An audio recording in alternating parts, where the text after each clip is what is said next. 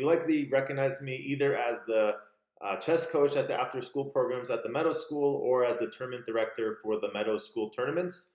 The purpose of this video is after every tournament, I'm going to be selecting uh, at least one game, potentially more games that I thought would be interesting and instructive for other kids to learn from.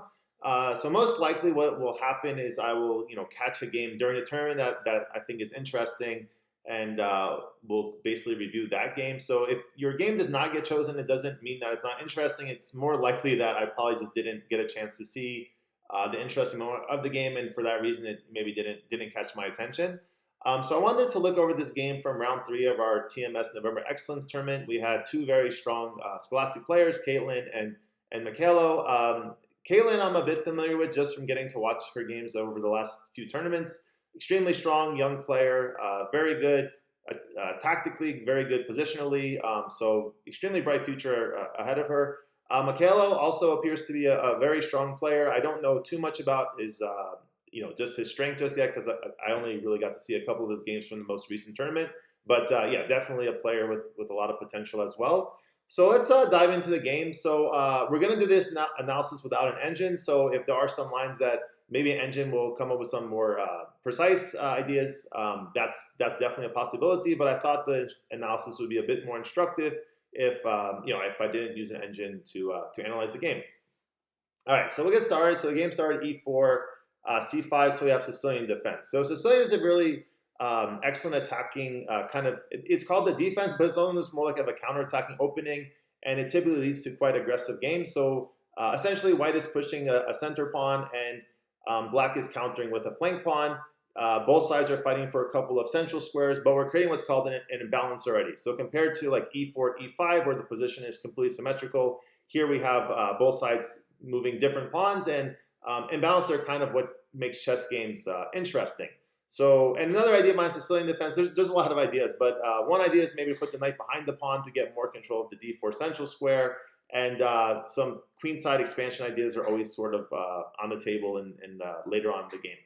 So Kaitlyn played the most, I would say, natural move here, most common move, knight to f3. So we're developing a piece and we're fighting for control of these two central squares. So the main objective in the opening is to fight for control of the center, get your pieces developed off of the back rank. When you hear the word develop in chess, that simply means to move. So anytime you move a piece off its starting square, that would be considered a developing move. And then we want to get our king to safety, which we typically do via castling. Not always, but castling is generally the most common way that we're gonna get our king to safety. So Mykhailo responded with d6. So this is an opening I know well. It's still like it could be a Najdorf, Sicilian Najdorf. It could transpose, not transpose. It could become a Sicilian dragon. So d6, there is a little bit of flexibility, but the main purpose behind this move is black wants to develop the knight to f6, and they don't want the knight to get attacked with this move e5. So we had bishop to b5, which is a very interesting choice. So there's nothing like unusual in any way about this move. It's a very common opening choice. But what I would say is a little bit unusual is usually players of this age don't play this move. Typically, you'll see the move d4, which would get us into what's called the open Sicilian. So bishop e5 is definitely a much more positional move here. So after bishop to b5, black actually has 3 choices that are all pretty, I would say, pretty much the same strength as far as the quality of the move. So knight c6, knight d7, or bishop d7, which is what Mykhailo played. The drawback of knight c6, potential drawback, is that it allows white to double the pawns on the c file. But generally, I wouldn't say that is actually such a huge disadvantage. Actually, if anything, maybe it gives black more control of the central squares with the pawns. But again, if we're thinking in terms of imbalances, it does create a pretty interesting imbalance. If first of all, we're trading a bishop for knight, so black will get what's called the 2 bishop advantage, which simply means they have 2 bishops compared to 1 for white. And in exchange for that, white is hoping that these double pawns are a weakness, which is far from obvious, by the way. Maybe the double pawns are a weakness, maybe they're actually a strength. It's based on kind of the future moves that will determine the strength or weakness of kind of the setup for black. So anyway, so Mykhailo played bishop d7, which is a perfectly logical move, which allowed the trade of bishops here. I think I've seen the move like a4. There's like different moves that white could play here. I think queen e2 is probably an idea, not super common, but the most common move I believe here is what Kaitlyn played. Bishop takes d7 here. And then Mykhailo, like, once again, has an interesting option between taking with the queen or the knight. I think both moves are quite reasonable, and decide to take with the knight here. So one of the setups I've seen for white in these type of positions, you can go for sort of a Maroczy bind type structure with the move c4. So the point of c4 is, in the Sicilian defense, one of the kind of freeing moves for black is if they can get the pawn break d5 in. D5 is known to kind of, if black can sort of play this move without any penalty, it's kind of said that the position has equalized. So one of the ideas for black would be to play d5. Now, potentially a problem with playing c4 right away is maybe black will go e5, and then similar to how white has this bind on the d5 square, black has a bind on the d4 square. So it's kind of a very interesting battle in the central squares here. And this d6 pawn, which is a backwards pawn, meaning it can't advance without being captured, I don't know if this pawn is going to be a huge weakness or not. It's probably okay with the bishop defending it. Maybe we want to play a move like a6 at some point to stop the knight from going to b5 and attacking this pawn. So it's a little bit double-edged, this pawn on d6 here. But again, what black is hoping for in terms of compensation for the weak pawn is that they have this very good clamp on the d4 square. Anyway, Kaitlyn chose a completely different option. She decided to castle. So again, it's a very mature style, I would say. Basically, we're developing our pieces, getting our king castle as quickly as possible. And so far, I'd say both sides have played basically perfect. I mean, I don't have any complaint with either moves that either side has made here. Any of the moves that either side has made. So we had knight g f6. Again, notice that we're focusing on developing our piece and fighting for the center of the board. And Kaitlyn played the move queen e2, which is an interesting choice to me. To me, rook e1 feels a tad bit more natural than queen e2, but yeah, I don't have much of an issue with queen e2 either. With the knight on d7 instead of c6, we don't have any worries of a knight landing on d4 anytime soon. I mean, it's going to be a really long time before black knight will land on d4, if that would even be possible. So queen seems very safe on e2. Also, without the light square bishop, there's no risk of any pins along the d1 h5 diagonal. So the queen should be very safe piece on e2. Again, I'm having a hard time explaining why rook e1 feels more natural. Just maybe some intuition here. But rook I also kind of like the queen maybe keeping some control of the d4 square to support Kaitlyn's plan of c3 d4. So I don't know. I don't have any problems with queen e2 at all. But to me, it just felt a little bit unnatural as well. So we had g6, so trying to fianchetto the bishop on g7 and preparing to castle. c3. So c3 is a good move against the fianchetto because it's the objective of the fianchetto is to get a lot of scope for the bishop. So the more activity we get for the bishop, the better. And by putting the pawn on c3, we're basically limiting the scope of the dark square bishop. So again, we have a very interesting strategical fight here for how we're placing our pieces and the battle for the center here. So here we have the move d4, and in most Sicilian defenses, when you see a pawn go to d4, black sort of almost automatically captures. Kind of like, again, sort of like a pretty automatic move for black in a lot of these Sicilian positions. So I was really impressed that Mykhailo did not take here because the way you can sort of think about this trade, I think a lot of young players, they think that when these pawns are captured, that we're trading the c5 pawn for the d4 pawn. But I think I should actually think about this trade is that the c5 pawn and the c3 pawn are being traded. Because if we look at the position, these are the two pawns that are no longer on the board. So you can make an argument that this trade would actually favor white slightly because basically white is improving a pawn that's a little bit less advanced for this black pawn that is a little bit more advanced. So after all, the black pawn moved 2 squares, the white pawn moved 1 square. So we have a little bit of a space advantage with the pawn moving 2 squares here. So I think Mykhailo made a good decision not to take here. The other thing is there's no knight on c6, so there's no worry about this move d5 coming with tempo on the knight. Tempo is simply when a lower value piece attacks a higher value piece or when any piece that's undefended is under attack. So we had castle, and again, notice that both players are following the opening principles, like getting their piece developed, fighting for central squares, and getting their king to safety. So we had e5 here, which is a very aggressive move by Kaitlyn. This is the moment that I would love to turn the engine on, but again, I'm going to try to refrain from doing that. But the thing about this move e5, with the setup with the bishop on g7 and the knight on f6, it's a dangerous move in the sense that, let's say if pawn takes and pawn takes, after knight g4, it's not just adding one more attacker to the pawn, it's adding two more attackers because now the bishop also hits the pawn here.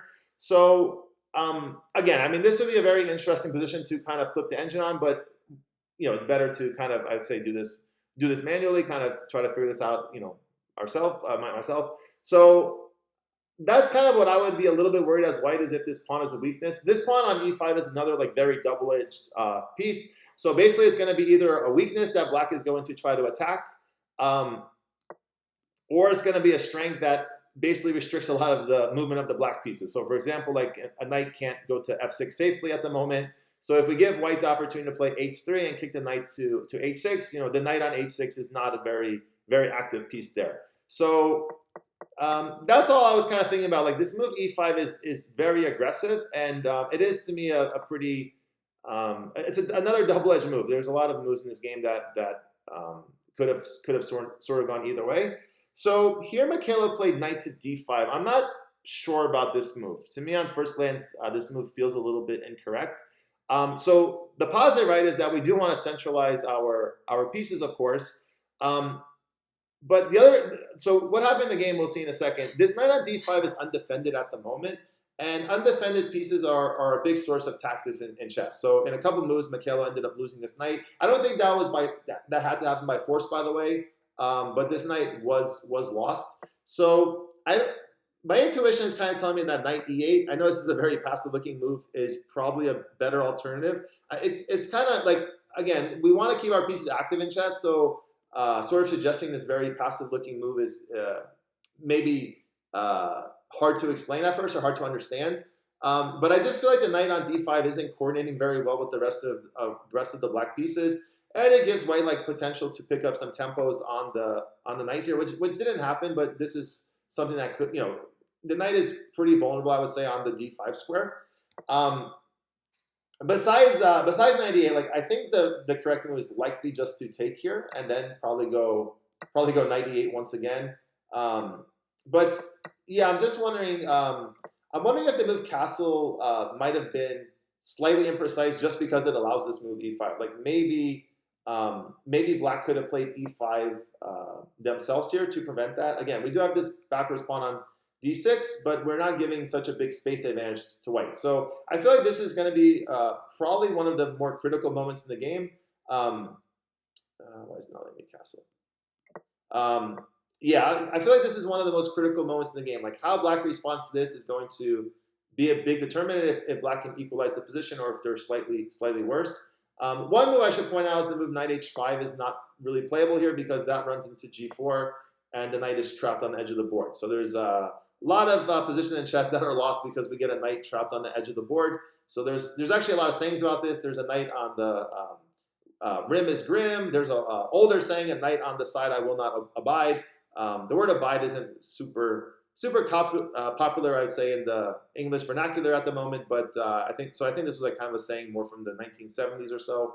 But anyway, this knight on the edge of the board is a problem for black. So again, I feel like this is a very critical moment. So here Kaitlyn went for basically a very aggressive approach by playing this move e6. And sort of my chess philosophy, right, is the more opportunities you give your opponent to go wrong, the more likely they're gonna go wrong. The more likely they're gonna make a mistake. So I thought this move e6 was quite logical. I think here you'll see in a second what happened in the game black took, which was not correct. I think knight 7 to f6 would have been a perfectly fine move. Notice that this move does connect the knights, and it's a little bit unpleasant, right? Maybe having your rook on f7, like there's potential attacking. Oh, there is knight g5 and knight e6 here. So that's going to be a problem, right? And this actually, a version of this happened in the game because this actually does create a fork against the queen and the rook. And I mean, we are attacking the bishop for good measure, but that's not really so relevant here. And then also the move queen e6 check is very, very good here as well. I think either moves are probably quite good. So here we have the fork of the king and the queen, which forces black to give up the rook, and white's just up in exchange here with a pleasant position. So yeah, it's actually really tough to know what we're supposed to do as black here. So I think this sort of backs up my statement that knight d5 was probably a mistake because I don't know if we have a great move here. We could play a move like king to h8, which might actually like not be as bad for black as you would first think. Um, but the problem is always going to be this e6 square because knight g5, knight e6 is coming, and this is a big problem for black. So yeah, I think black actually might be in some serious trouble already. So credit to Mykhailo for fighting back from this position. So here Kaitlyn took, right, we want to always analyze our checks and captures first. We have the double attack on the king and knight. And again, since the knight is unprotected, unprotected pieces drop off a lot in chess. So a big source of tactics in chess is always going to be undefended pieces. So we take queen c7. I feel like maybe Mykhailo was probably like in a little bit of, you know, when you lose a piece, it's a little bit destabilizing. So queen c7 is like a typical Sicilian move. I don't feel like it's probably the correct move in this position. I think we probably should go like knight to f6, kick out the queen, and then try to, you know, basically try to reevaluate, try to like get our wits about us, and try to continue the game from here. But when you're down a piece as black, right, the position is lost already. So we had queen c7 and then knight g5, which is an excellent move for Kaitlyn. So here, let's just say black makes a random move. We're going to have the beautiful Smothers mate here, which is my favorite checkmate. If you haven't seen this before, this is a nice checkmate to learn. Actually, let's do it this way. If you want to try to find this Smother mate, pause the video here and yeah, try to find the checkmate. Okay, so back to the game. So the checkmating line here is knight to h6, which creates the double attack. There's a lot of cool things about a double check. Excuse me. There's a lot of cool things about a double check, but I would say like probably the coolest thing is that it forces the king to move, right? So out of the options of move, block, and capture, the king has to move when there's a double check. Now we have the beautiful queen sacrifice, and the reason we call this a smothered mate is because the black king is going to be completely surrounded by their own pieces. So the king can't take the queen because of the knight. This is an extremely important element of a smothered checkmate. If the king could take the queen, this idea doesn't work. So the rook has to take, and then again, notice the black king is completely surrounded by its own pieces, which allows the move knight f7 with checkmate here. Okay, so Mykhailo spotted this. He played the move h6, which is which is probably the best move in the position, which just does go to show you that black's position is pretty rough here. So normally we would play the move knight f7, but h6 does a good job of sort of taking the sting out of this move because now we have king to h7, and the knight is actually in a pretty tough spot. The knight's actually trapped, right? It can't. There's no safe squares for the knight. I think. I don't know if black is going to win the knight by force because the knight is protected still by the queen. But this would have given black a chance to try to regain the piece and get back in the game. The problem for black is it looks like it's going to take quite a few moves to even attack the knight again. So unless we can sort of deflect the queen away from the knight, which I don't think we can do easily. Maybe there's some line that I'm missing here. But anyway, like this would have given black a chance to get back in the game. So Kaitlyn like wisely avoided this, went knight e6, creating the fork on the queen and the rook. And again, for good measure, hitting the bishop. So not only up in exchange, but we're going to win. Not only up a piece as white, but we're going to win the exchange now. And again, you have to give a lot of credit for Mykhailo for keep battling and keep trying to find the resources because essentially he's down to a full rook here, and the game should really be over. So here, to be honest, I had a little bit of an issue with some of the decisions Kaitlyn made here. When you're up so much material, and this is one thing that I would say about Kaitlyn's game that I've noticed. You don't need to get up so much more material, right? We're already up the equivalent of a rook. Material advantage is white's already. Like whether we get up another pawn, for example, that's not really very relevant. Like being up 5 points is enough is what I'm trying to say. So when I look at Kaitlyn's position here, I notice that her queenside pieces aren't developed. So to me, the move knight a3 kind of comes to mind, just getting the knight into the game, like knight a3, knight c4, pick up a tempo on the queen. And the other, like the nice thing about knight a3 and knight c4 is the knight on c4 is going to defend the knight on b2, which will allow our dark square bishop to develop. And maybe we could develop the dark square bishop now, by the way, sacrifice the pawn and then maybe go like knight to d2. Because again, we're up so much material. White could afford to give back some material.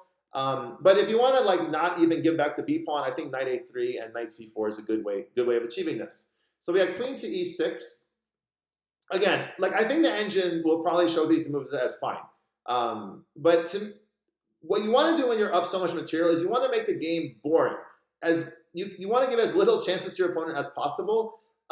because, like, again, you don't need any more material. The goal here should just be how do we simplify the position into an easily winning position, or use the extra piece to checkmate. We don't need to get up 7, 8, 10 points, right? 5 points is plenty of material to be up. So here again, I'm you can sort of feel how the game could, the momentum could change, because now we have a position where black has 4 pieces developed and white only has this 1 piece developed.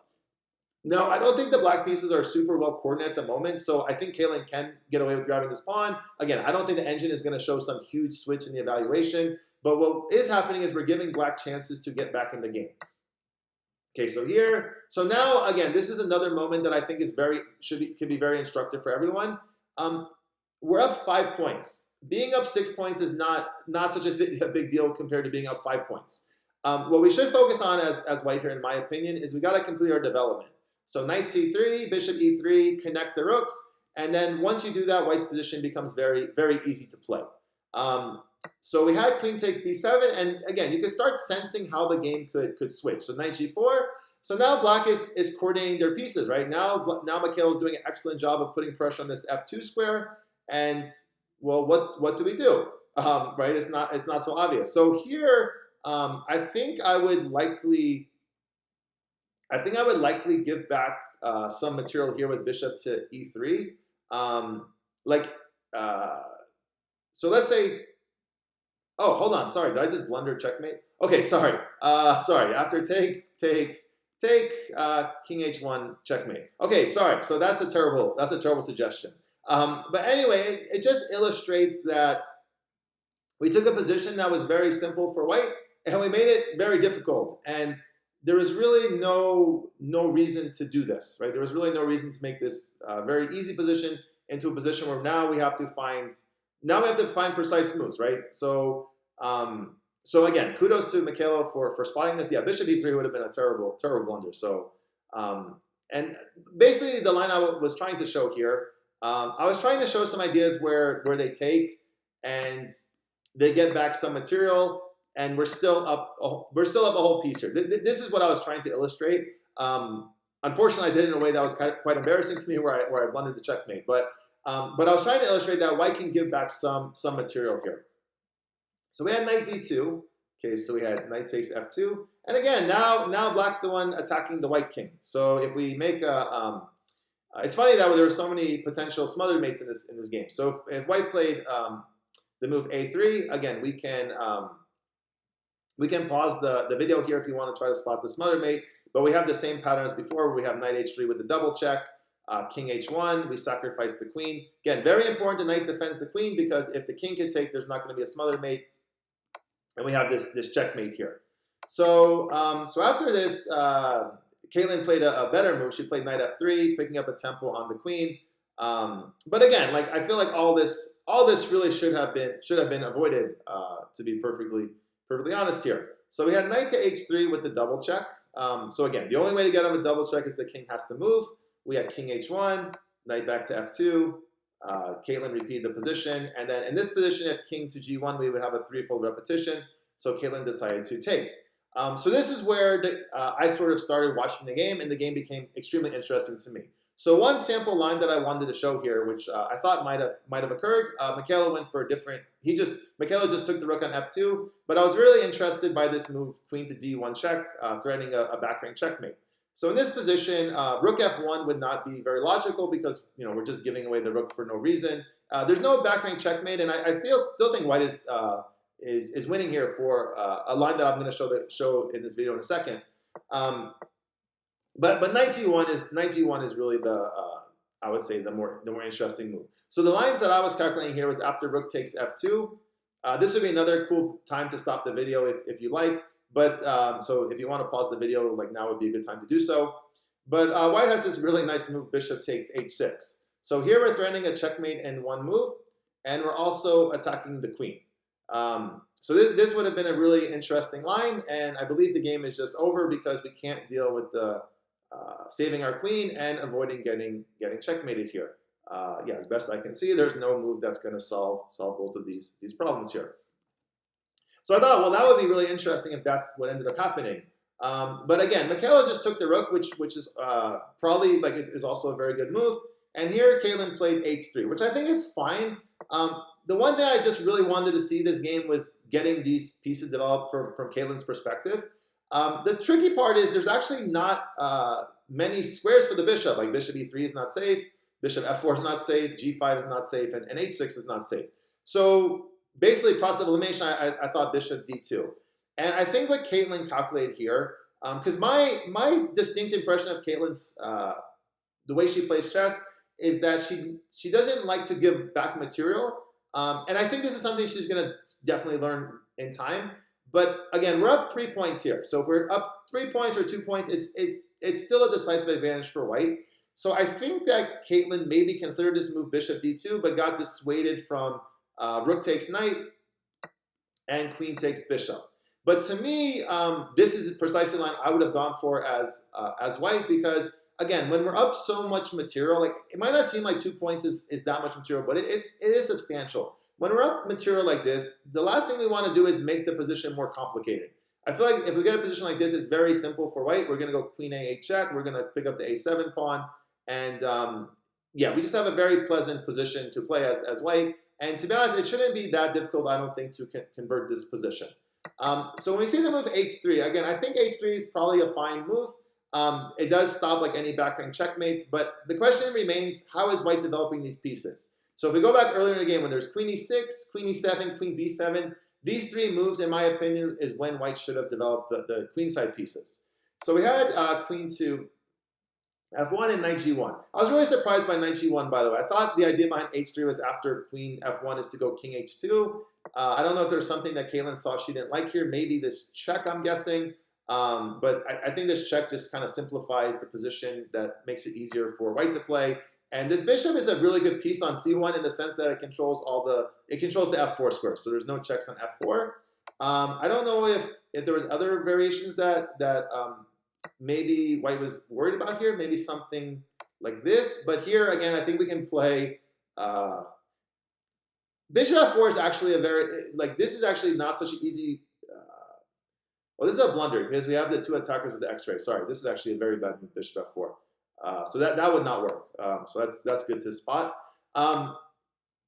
So I think, but anyway, I think after this move g3, g3 we lose the queen. Hold on.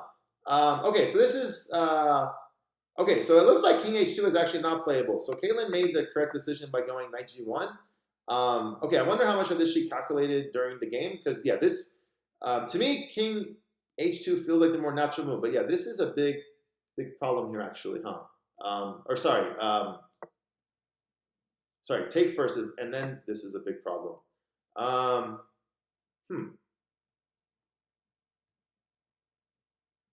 Because yeah, we don't have bishop takes h6 here because of bishop e5. Then it's black who's actually checkmating white here. Okay, so interesting. So yeah, so Kaitlyn made the right decision, knight g1. Again, my first thought was we should go king h2, but knight g1 is the better move actually. So here we had bishop d4, and this was a moment that Kaitlyn, Mykhailo, and I were talking about after the game. So Mykhailo played the very natural move of attacking the pin piece. So again, you can see the talent that both these players have. I think Mykhailo, again, deserves a lot of credit for keep battling in this position.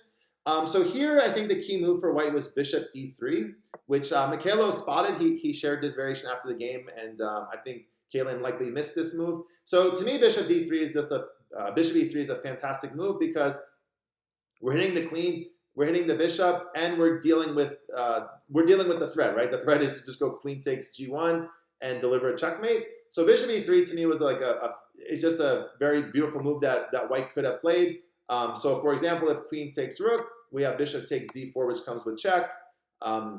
You could play rook f6 interpose, right? Block, it doesn't change anything, or just king g8, and that's going to lead to a checkmate here. So I think bishop e3 would have solved pretty much all the problems. Another line that we were looking at after the game briefly was just taking and this position here. And I thought maybe black has a fighting chance here because it looks like we're going to win the. It looks like we might be able to win the knight because of the pin. I don't know. I feel like there might have been some tactic. Yeah, actually, no, there was some tactic here. Just queen to b8 check. If the king moves to g7 or h7, then we had. Hold on a second. Hold on. I thought there was a way to win this bishop by force. Okay, this is This I need to be able to find. I remember. I think there was some tactic that wins the bishop here, if I remember correctly. Maybe I'm misremembering. Hmm. Yeah, I might be misremembering. I thought there was a tactic here that we could win this bishop, but I could be wrong about that. Maybe I'm getting this confused with another position that we were analyzing. Um, yeah, but even this position here, let's say we go like queen e7. Let's say take, and here like this position with the queen, very active queen. We should be able to win this pretty easily as white. And maybe like if you're thinking about this move here, maybe bishop takes g1 is a more interesting move. I think here, like this discover checks are definitely annoying, but probably we could go like g4. Even though our queen is on a dark square, this pawn on d6 is actually very good for white because it blocks the discover check and picking up the queen. So it's actually not a very good discover check as far as I can see. This position should also, again, it looks like black is sort of still hanging on in the game because bishop and rook versus queen, it's only 1 point. But the queen is so active, the black king is pretty weak. I think it's going to be tough to coordinate these pieces. And I think there's probably better moves for white. By the way, I don't know if queen e7 I don't think was the best move in the position. Yeah, probably we can just like win the. Well, okay, maybe we don't want to win the d6 pawn, right? So because then there was the discover check, and we can go like bishop c5 and win the queen. But something like this, maybe if we can win the pawn with a check. Like this position, for example, like now I think we could take the pawn, and this should be a pretty simple win. Like we might be able to play like a ridiculous move like queen h2, and the king and pawn endgame might be winning for white. I don't think we have to do that, but just to give like an idea. So anyway, so this was like I thought one of the more interesting lines. Unfortunately, Kaitlyn played the move king to h2, which which I do think is a losing move. So bishop takes g1. Here a nice checkmate would have been king h1, bishop to f2 check with the discover check, king h2 and queen g1 mate. So this would have been a nice checkmate. So I think Kaitlyn and Mykhailo both saw this. So king to g3 was forced, which then we had queen f2 check and king g4. So I think for a lot of young players, this would be a great position to study. Is there a forced checkmate here? Like, if there is, how do we find it? Because this is just like a very good practical position to try to learn from. Like, clearly we see that black is the one having all the fun doing all the attacking here. But how we finish off the game is very important. So queen takes g2 is probably a move we like to play. Unfortunately, it's going to blunder our queen. So Mykhailo played h5. I was trying to find a forced mate here. I think there is a forced mate, but it's we have to find a lot of precise moves. And Mykhailo is very close, I believe, to finding the forced mate here. So we had king g5, queen g3 check, king h6. And this is a funny position because white is threatening a mate in one with queen g7 or queen h7. So every move we play as black here has to be forcing or prevent these checkmating threats. And there's really no move for black that's going to control both these squares besides maybe rook f7, which just blunders the rook. So Mykhailo has to constantly attack the king here, which is what he did. So we had check here, and I hope maybe the viewers can see like this game was extremely interesting. So we had take here, and again, I feel like this is where this is a practical moment where a lot of chess players, younger players especially, can get better at. So I believe there was a forced mate here with queen g3, take, check, and mate. So this was a line that could have ended the game quite convincingly. And then also, if we don't take the pawn as white here, let's say we go king h6, basically black can just force you to take the pawn with rook f6 check, and then we're just going to repeat the same line that we just looked at. We have this nice checkmate here. So there was definitely some interesting lines here. We had to move queen e6. When I saw the move queen e6, I thought, well, maybe Kaitlyn has a chance to actually still win the game here, which would have been amazing from the position she was in. And I think there's likely a forced mate here as well. So we had queen e5. I thought queen f5 was probably better. I think the reason Mykhailo didn't play this move is he wanted to include the rook in the attack on the f file. But I think this was probably the better move to maybe try to take away more squares. Yeah, I think there's likely a forced mate here as well. So king can't go to h6 because this is a mate in one. So we have to go king to h4. And then here, if we give a check, Kaitlyn found, well, basically it's kind of like a forced move, to be honest, but, and this is different than what happened in the game, but we had to move G4, and maybe, I don't know, maybe there's no forced mate here. So again, these are like really interesting lines to spend some time and try to work out, because the better you can get at, finding these type of combinations, you're gonna avoid spoiling some very, very promising positions. So here, because I do think in this position, I feel like Kaitlyn's actually back in the game, right? There's only well, hold on. No, I don't think that's true. Hold on, that's probably not true, because Queen F6 is probably very strong here. But I guess what I'm more trying to say is you can sort of sense how the position could turn around. Maybe, I don't know. Like maybe White's maybe White's fully back in the game, because Rook F3, the Queen will just take. So maybe this is nothing either, and this is really the only safe check we have, right? We only have Queen F6, right? Queen E1 check is answered by Rook takes. So yeah, so I feel like White got back in the game, and to be honest, really didn't deserve. Deserve in the sense that, like, if you keep fighting, good things happen in chess. But the position should have been a mate, like, as we were discussing a few minutes ago. So we had Rook F6, so it's readying a mate here. So again, you can see that Mykhailo clearly has done his work in trying to find checkmate. So he's constantly like creating these threats.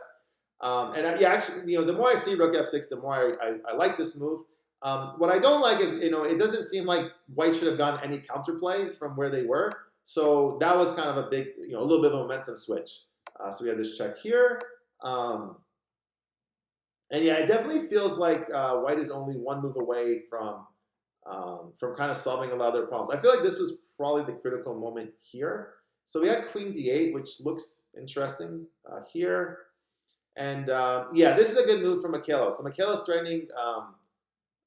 No, hold on a second. Oh no, sorry. Excuse me. Let me explain that another way. So Kaitlyn was threatening the move Queen G5, forcing a queen trade and getting into a winning rook and pawn endgame, right? So there's a saying in chess, all rook and pawn endgames are drawn. But I think this one with the 4b2, two passed pawns on the king side, this should be a pretty easy win for White here. So Kaitlyn was threatening this move Queen G5, which is a very nice idea. And Mykhailo found a brilliant move here. To me, I don't know, brilliant maybe a tad bit strong, but this is a great move in the sense that it stops the threat of Queen G5, and it renews the checkmate threat along the H file with Rook H7. So this is a really good move, which tells me that even though like Queen D8 was a very nice idea of going here, and Kaitlyn and both players are starting to get time pressure around this point, by the way, this move probably was not correct.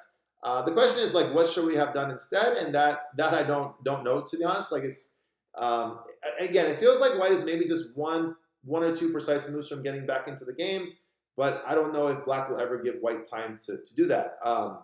So I don't know. Like, maybe Queen C6 would have been an option just to maybe control some of these light squares. I'm not sure. Queen C6. There is probably there is a mate here, huh? So I don't know. Maybe the White King is just too unsafe, and that Black always had everything under control. But I'm not so sure. Like here.